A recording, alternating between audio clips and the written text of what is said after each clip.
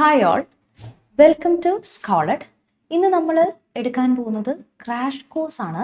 Unit 1 ആയിട്ടുള്ള what is literature, അതിൻ്റെ അണ്ടറിൽ വരാൻ ചാൻസ് ഉള്ള ക്വസ്റ്റ്യൻസ് നമ്മളിവിടെ ഡിസ്കസ് ചെയ്യും. ഓക്കെ, അപ്പോൾ സെക്ഷൻ എയിലുള്ള 1 മാർക്കിൻ്റെ ക്വസ്റ്റ്യൻസ് ആണ്.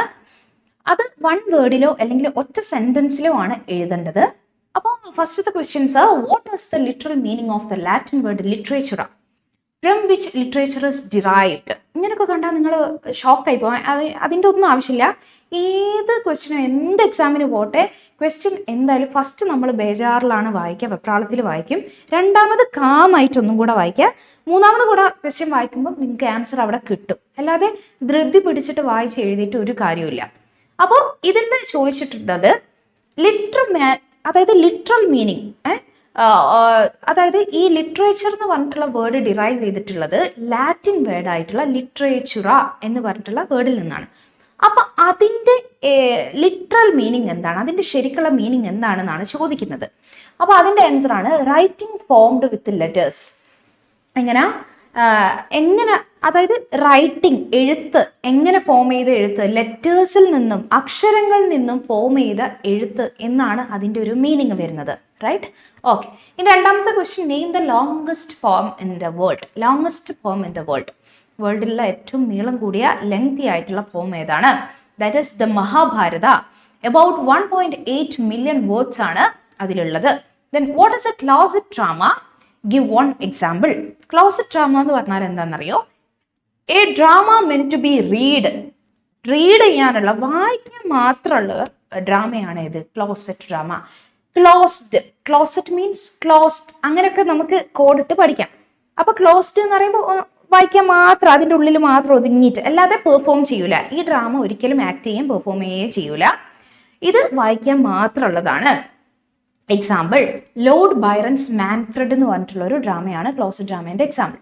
What is the difference between a fable and a parable in 1 sentence? നോക്കാം, ഒറ്റ സെന്റൻസിൽ മതി കേട്ടോ.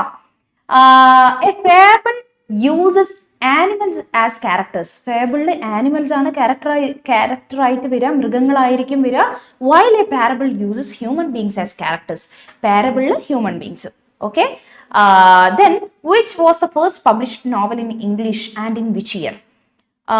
ഏതാണ് ഇംഗ്ലീഷിൽ ഫസ്റ്റ് പബ്ലിഷ് ചെയ്തിട്ടുള്ള നോവല്, ഏത് ഇയറിലാണ് അത് പബ്ലിഷ് ചെയ്തത്? ഇത് എന്തായാലും ചോദിക്കും എന്ന് എൻ്റെ മനസ്സ് പറയുന്നു. അതുകൊണ്ട് എന്തായാലും ഇതിൻ്റെ ഡേറ്റും ഈ ഒരു വർക്കും പഠിച്ചു വെക്കണം. റോബിൻസൺ ക്രൂസോ ആണ് അത് എഴുതിയിട്ടുള്ളത്, പബ്ലിഷ് ചെയ്തത് 1719 ഓക്കെ. ഇനി സെക്ഷൻ ബിയിലോട്ട് വരാം. 2 മാർക്കിന്റെ ക്വസ്റ്റ്യൻസ് ആണ്. ഇത് നിങ്ങൾക്ക് ആൻസർ ചെയ്യാൻ പറ്റുക എങ്ങനെയാണെന്ന് അറിയോ? ആൻസർ ചെയ്യേണ്ടത് 2 or 3 സെന്റൻസസിലാണ്. 2 or 3 സെന്റൻസ് അത് മതി. What are the 3 forms of literature? ലിറ്ററേച്ചറിന്റെ 3 ഫോംസ് ഏതൊക്കെയാണ്? Give 1 example for each. ഓരോ ഫോമിനും ഓരോ എക്സാമ്പിൾ കൊടുക്കാം. അപ്പൊ the 3 forms of literature, the 3 forms are oral. ഇതൊക്കെ ക്ലാസ്സിൽ ഞാൻ അടിപൊളിയായിട്ട് എടുത്ത സെക്ഷനാണ്. അപ്പൊ ക്ലാസ് കണ്ടിട്ട് ഇത് കാണുകയാണെങ്കിൽ അടിപൊളിയാവും. Okay. The 3 forms are oral, then written and visual. Oral literature എന്ന് പറഞ്ഞാൽ എന്തായിരുന്നു? മൗത്ത്, വായിലൂടെ പറയുന്നത്. ഓക്കെ. അതിന്റെ എക്സാമ്പിൾ ആൻഷ്യൻ ബാലഡ്സ് ആണ്. പണ്ട് മൗത്ത് ടു മൗത്ത് ആയിട്ടായിരുന്നു ലിറ്ററേച്ചർ പറഞ്ഞിട്ടുണ്ടായിരുന്നത്. ദെൻ റിട്ടൺ ലിറ്ററേച്ചർ എന്ന് പറഞ്ഞാൽ അത് പ്രിന്റഡ് ആയിട്ട് വരുന്നത്, ഓർ മാനുസ്ക്രിപ്റ്റ്. അതിന്റെ എക്സാമ്പിൾ ആണ് വേർഡ്സ്വർത്തിന്റെ poems. Okay. Then visual literature is performed before an audience. Visual literature നമുക്ക് കാണാൻ പറ്റുന്നതാണ് വിഷ്വൽ ലിറ്ററേച്ചർ. അതെന്തായിരിക്കും? അത് അഭിനയിക്കുന്നതായിരിക്കും. അത് മെയിനായിട്ട് ഡ്രാമയാണ്. ഓക്കെ. ഷേക്സ്പിയറിന്റെ പ്ലേസ് ഒക്കെ നമുക്കിതിൽ എക്സാമ്പിൾ ആയിട്ട് എടുക്കാം.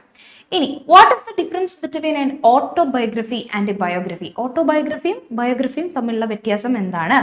An autobiography is a life story written by the person himself or herself using first person point of view. Autobiography എന്ന് പറഞ്ഞാൽ സ്വന്തമായിട്ട് തൻ്റെ കഥ, ലൈഫ് സ്റ്റോറി എഴുതുന്ന പ്രോസസ്സാണ് എന്ത്? ഓട്ടോബയോഗ്രഫി. അത് ഫസ്റ്റ് പേഴ്സൺ പോയിന്റ് ഓഫ് വ്യൂവിലായിരിക്കും എഴുതുക. എക്സാമ്പിൾ, നെഹ്റുവിന്റെ autobiography. And what is biography? Biography എന്ന് പറഞ്ഞാൽ a biography is written by another person using third person point of view. അത് തേർഡ് പേഴ്സണിലാണ് എഴുതുക. അതെന്താന്നൊക്കെ നമ്മൾ ക്ലാസ്സിൽ ഡിസ്കസ് ചെയ്താണ്. അതുകൊണ്ട് ക്ലാസ് എന്തായാലും കാണാം. അപ്പോൾ ബയോഗ്രഫി എന്ന് പറഞ്ഞാൽ എന്താണ്? ഞാനിപ്പം എൻ്റെ ഫ്രണ്ടിനെ കുറിച്ച് എഴുതുകയാണ്, അതാണ് biography. Okay. Example, Helen's big world, അതാണ് ബയോഗ്രഫിന്റെ എക്സാമ്പിൾ. ഇനി അടുത്ത question, name the 2 types of sonnets and the poets who brought the sonnet form to England. ഇനി 2 type of സോണറ്റ് ഏതൊക്കെയാണ്, ആൻഡ് ആരാണ് ഇംഗ്ലണ്ടിലോട്ട് ഈ സോണറ്റ് ഫോം കൊണ്ടുവന്നത്? അപ്പൊ സോണറ്റ് എന്താണ്, എങ്ങനെയാണ് അത് ഏതാ, ലൈൻസ് ഒക്കെ എങ്ങനെ വരും എന്നൊക്കെ ഉള്ളത് നമ്മൾ ഡിസ്കസ് ചെയ്ത് കഴിഞ്ഞതാണ് ചാപ്റ്ററിൽ. The 2 types are Italian Petrarchan sonnet എന്നും പറയും. ദെൻ ഇംഗ്ലീഷ് സോണറ്റ് ഉണ്ട്, അതിന് നമ്മൾ ഷേക്സ്പിയൻ സോണറ്റ് എന്നും പറയും. ഇതാണ് 2 സോണറ്റ്സ്. ഇനി ഏതൊക്കെ പോയിറ്റ്സ് ആണ് ഈ സംഭവം ഇംഗ്ലണ്ടിലോട്ട് കൊണ്ടുവന്നതെന്ന് പറഞ്ഞാൽ, തോമസ് വ്യാട്ടും earl of Surrey brought the sonnet form to England. Okay, ഇംഗ്ലണ്ടിലേക്ക് കൊണ്ടുവന്ന ഈ 2 റൈറ്റേഴ്സ് ആണ്. ദെൻ 5 മാർക്കിന്റെ ക്വസ്റ്റ്യൻസ് ആണ് ഇനി ഡിസ്കസ് ചെയ്യുന്നത്. ആൻസർ ഇൻ 1 പാരഗ്രാഫ്, അത് മതി. ഓക്കെ, 1 പാരഗ്രാഫിൽ ആൻസർ ചെയ്യാം. Explain the main sub genre of prose fiction with definition and example. അപ്പോൾ പ്രോസ് ഫിക്ഷന്റെ സബ് ജോണേഴ്സ്, സബ് കാറ്റഗറീസ് എന്തൊക്കെയാണ്, പ്രോസ് ഫിക്ഷന്റെ സബ് കാറ്റഗറീസ് എന്തൊക്കെയാണ് എന്നാണ് ചോദിച്ചിട്ടുള്ളത്. ഇനി അതിന് കുറച്ച് ഡെഫിനിഷനും കൊടുക്കുക, എക്സാമ്പിളും കൊടുക്കുക. പ്രോസ് ഫിക്ഷൻ ഇൻക്ലൂഡ്സ് ഫെയറി ടെയിൽസ്. പ്രോസ് ഫിക്ഷനിൽ എന്ത് വരുന്നുണ്ട്? Fairy tales, imaginary characters. Okay, അതൊക്കെയാണ് ഇതിൽ വരുന്നത്. ഇമാജിനറി, നമ്മൾ മെയ്ഡപ്പ് ആയിട്ടുള്ള സ്റ്റോറീസ് ആണ്. അതിൽ എക്സാമ്പിൾ സിൻഡ്രല പറഞ്ഞിട്ടുണ്ട്. ദെൻ മിത്തോളജി വരുന്നുണ്ട്. മിത്തോളജി എന്ന് പറഞ്ഞാൽ stories of gods and goddess, ദൈവങ്ങളുടെയും അങ്ങനെ കെട്ടുകഥകളൊക്കെ പറയുന്നത്. അതിൻ്റെ ഒരു example Mahabharata. And legendary story അല്ലെങ്കിൽ ഫിക്ഷൻ എന്നൊക്കെ പറഞ്ഞാൽ എന്താ, ഹീറോയിക് ഡീഡ്സ്, ഹിസ്റ്റോറിക്കൽ ഫിഗർ ഒക്കെ, ഹീറോയിക് ആയിട്ടുള്ള കാര്യങ്ങളൊക്കെ പറയുന്നതാണ്. അതിന്റെ എക്സാമ്പിൾ റോബിൻ ഹുഡ് ആണ്.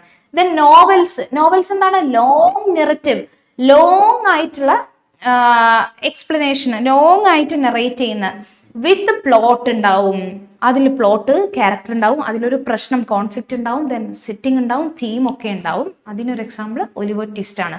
നോവല്ല വരുന്നുണ്ട്. നോവല്ല എന്ന് പറഞ്ഞാൽ longer than short story, shorter than novel. Short സ്റ്റോറിനേക്കാൾ വലുതാണ്, നോവലിനേക്കാൾ ചെറുതാണ്, അതാണ് novella. Okay, the man who died ആണ് എക്സാമ്പിൾ. ഇനി ഷോർട്ട് സ്റ്റോറി എന്ന് പറഞ്ഞാൽ സിംഗിൾ സെറ്റിംഗ് ആയിരിക്കും, സിംഗിൾ ഇവന്റ്, ഒറ്റ ഇവന്റും ഒറ്റ സെറ്റിംഗും ആയിരിക്കും അതിനുണ്ടാവുക. അതിന് എക്സാമ്പിൾ പോസ്റ്റ് മാസ്റ്റർ ആണ്. ആൻഡ് ഫാബിൾ എന്താണ്, ആനിമൽസ്, അതിൽ മെയിൻ ക്യാരക്ടേഴ്സ് ആനിമൽസ് ആയിരിക്കും വിത്ത് മോറൽ. അപ്പോൾ അതിന്റെ എക്സാമ്പിൾ ഹെയർ ഇൻ ടോയ്സ് ആണ്. പാരബിൾ എന്ന് പറഞ്ഞാൽ ഹ്യൂമൻസ് വിത്ത് മോറൽ. ഹ്യൂമൻസ്, ഈ മൊറാലിറ്റി, മോറൽ എന്താന്നൊക്കെ നിങ്ങൾക്ക് അറിയുന്നതാണ്. തെറ്റേതാ ശരി ഏതാന്നൊക്കെ മനസ്സിലാക്കാനുള്ള ഒരു കഴിവുണ്ടല്ലോ, അതാണ് സംഭവം. അപ്പൊ പാരബിൾ ഓഫ് ദി സോവർ, അതാണ് എക്സാമ്പിൾ. ആൻഡ് അലിഗറി എന്ന് പറഞ്ഞാൽ ഹിഡൻ സിംബോളിക് മീനിങ് ഉണ്ടാവും. അതിൽ ഹിഡൻ ആയിട്ടുള്ള ഒരു മീനിങ് അതിൽ കിടക്കും, ഒളിഞ്ഞിരിക്കുന്ന ഒരു, പക്ഷെ അത് ഭയങ്കര വലിയ മീനിങ് ആയിരിക്കും. അത് ആനിമൽ ഫാം ആണ് അതിന്റെ എക്സാമ്പിൾ. അപ്പൊ ഇത്രയും സബ് ജോൺറേസ് ആണ് പ്രോസ് ഫിക്ഷന്റെ അണ്ടറിൽ വരുന്നത്. അപ്പൊ ഇതിന്റെ ചെറിയ ഡെഫിനിഷനും ഓരോ എക്സാമ്പിളും നമ്മൾ പഠിച്ചു. ഇനി what are the main types of narrative poetry and lyric poetry? Main types of narrative പോയട്രിന്റെ മെയിൻ ടൈപ്സ് ഏതൊക്കെയാണ്? ലിറിക് പോയട്രിന്റെ ടൈപ്സ് വരുന്നുണ്ട്.